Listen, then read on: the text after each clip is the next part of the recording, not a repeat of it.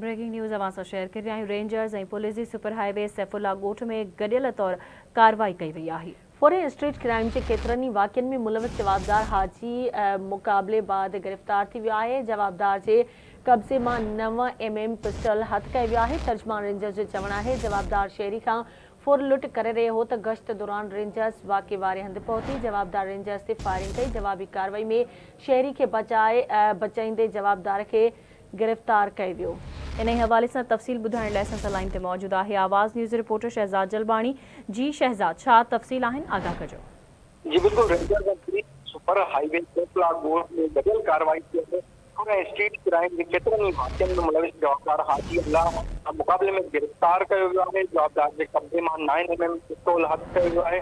तर्जुमान ranger जो वधीक इहो चवणु हुयो त जवाबदार शहरी खां फुर लुट करे रहियो हो त गश्त दौरान रेंजर्स वाक़े वारे हंधि पहुती ऐं हुते फायरिंग थी। जवाबदार रेंजर्स ते फायरिंग कई। जवाबी कार्रवाई में शहरी खे बचाव ऐं जवाबदार खे गिरफ़्तार कयो, शहरी खे बचायो। जवाबदार खे हथियार समेत पुलिस जे हवाले कयो वियो आहे। ठीक है, मुझे मेहरबानी शहजाद अपडेट करण लाइ।